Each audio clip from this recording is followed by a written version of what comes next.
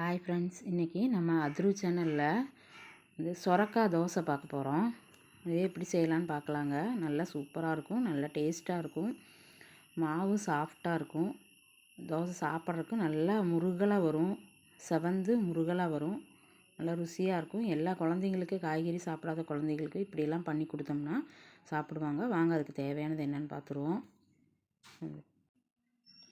அரிசி, ரேஷன் அரிசி 1 கிளாஸ் நான் எடுத்து வச்சுருக்கேன், 1/4 கிலோ. அதுலேயே அந்த 1/4 கிலோ 1/4 லிட்ரு அந்த இதுலேயே கால்வாசி பச்சரிசி போட்டிருக்கேன். ஒரு குழிக்கரண்டி சட்னி கரண்டியில் உளுந்து போட்டிருக்கேன். 1 ஸ்பூனு வெந்தயம் போட்டிருக்கேன். இதை வந்து நம்ம சுத்தமாக நல்லா கழுகி சுத்தம் பண்ணி தண்ணி ஊற்றி ஒரு 4 மணி நேரம் நம்ம ஊற வைக்கணும். வாங்க நல்லா கழுகிட்டு வந்துடுவோம். நல்லா பிசைஞ்சு நல்லா கழுகணும். பொதுவாக நான் எல்லாத்துலேயும் ரேஷன் அரிசி தான் அதிகம் யூஸ் பண்ணுறேன்.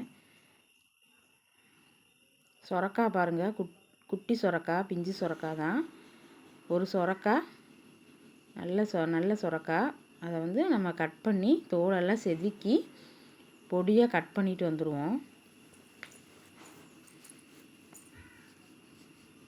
தோலெல்லாம் செதுக்கி சுத்தமாக கட் பண்ணி நீளமாக கட் பண்ணிட்டு வந்துடலாம். மிக்சியில் அரைக்கிற மாதிரி கட் பண்ணிட்டு வந்துடலாம். அரிசி பாருங்கள், நல்லா 4 மணி நேரம் ஊறிடுச்சு, நல்லா ஊறியிருக்கு. உடம்புக்கு ரொம்ப நல்லதுங்க ரேஷன் அரிசி, அதனால தான் நான் அதையவே போடுறேன் நான். இப்போ சொரக்காய் வந்து இந்த மாதிரி கட் பண்ணிட்டு வந்திருக்கேன் பாருங்கள். தோலெல்லாம் செதுக்கி நீளமாக கட் பண்ணிட்டு வந்திருக்கேன். இதை வந்து மிக்சி ஜாரில் போட்டு நம்ம அரைச்சி எடுத்துடுவோம்.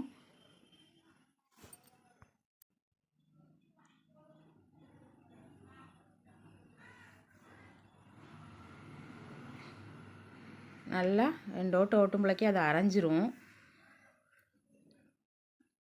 சாஃப்டாக தான் இருக்கும், சீக்கிரம் அரைஞ்சிரும். பாருங்கள் எப்படி அரைச்சிட்டு வந்திருக்கேன்னு பாருங்கள். இந்த மாதிரி அரைச்சிட்டு வந்துடணும். அதுலேயே வந்து நம்ம அரிசி ஊற வச்ச அரிசியும் போட்டு தண்ணி ஊற்றி நம்ம போட்டு அதையும் நல்லா அரைச்சிட்டு வந்துடுவோம். தேவையான அளவுக்கு உப்பையும் போட்டுடலாம். அரைக்கும் போதே போட்டு நல்லா அரைச்சிட்டு வந்துடலாம். பாருங்கள் எப்படி அரைஞ்சிருக்குன்னு பாருங்கள். ரொம்ப நைஸாக அரைக்கணும்னு அவசியம் இல்லை. இதை வந்து ஒரு பாத்திரத்தில் மாற்றிடலாம். மாற்றிட்டு கொஞ்சம் மிக்சி ஜாரில் துண்டு தண்ணி ஊற்றி பளிச்சுன்னு கழுகி அதிலேயே ஊற்றிட்டேன் நான். இதை வந்து நல்லா கலக்கி விட்டுட்டு நம்ம வந்து ஒரு 3 மணி நேரம் 4 மணி நேரம் ஊறட்டும். மாவு பொங்கி வரும். பொங்கி வரும்போது தான் தோசைக்கு நல்லாயிருக்கும். இது புளிக்காமல் இருந்தால் தோசைக்கு பச்சை வாசம் அடிக்கும். மூடி வச்சிடலாம்.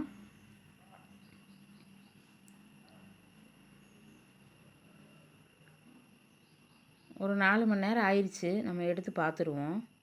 பாருங்கள் எப்படி பொங்கி வந்திருக்குன்னு.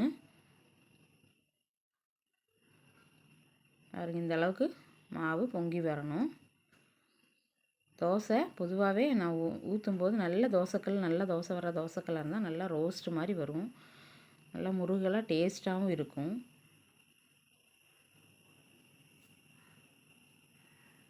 அதில் கொஞ்சம் ஒரு 1/2 கிளாஸ் தண்ணி ஊற்றியிருக்கேன். தோசை பதத்துக்கு நம்ம நல்லா கலக்கி விட்டுக்கலாம். இந்த பதம் வரணும்.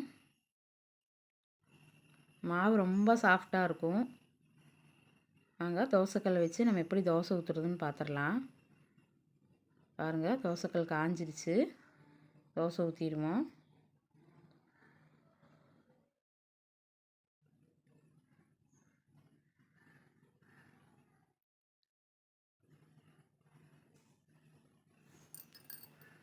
எண்ணெய் மேலால் ஊற்றிடலாம்.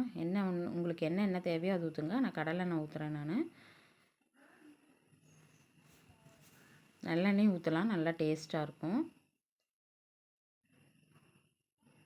எப்பவுமே நம்ம ஒரே மாதிரி தானே தோசை சாப்பிட்டுட்ருக்கோம். இந்த மாதிரி வித்தியாசமாகலாம் தோசை செய்யும்போது குழந்தைங்களும் சாப்பிடுவாங்க. நமக்கும் டிஃபன் என்ன செய்கிறதுங்கும்போது நமக்கும் இதாக இருக்கும். இப்போ இப்படி வித்தியாசமாக இருக்கும்போது நமக்கும் சாப்பிட்றதுக்கு நல்லாயிருக்கும். நல்லா வந்திருக்கு பாருங்கள் தோசை சூப்பராக.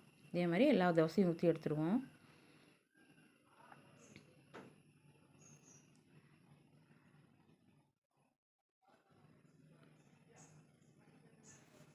சுகரு, பிபி இருக்கிறவங்களுக்கு, உடம்பு தொப்பை இருக்கிறவங்களுக்கு எல்லாமே நல்லது. பாருங்கள், இந்த மாதிரி பொடி போட்டும் சாப்பிட்லாம். அதில் நான் ஒரு தோசைக்கு பொடி தூவியிருக்கேன்.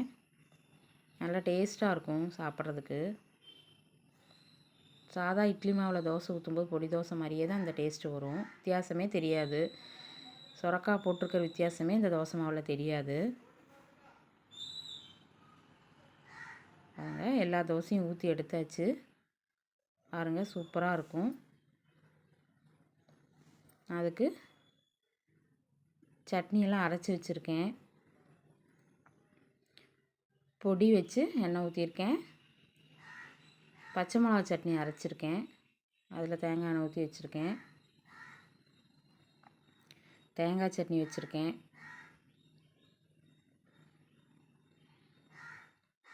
சூப்பராக இருக்கும் இந்த சட்னி, இந்த பொடி இதெல்லாம் வச்சு சாப்பிடும்போது.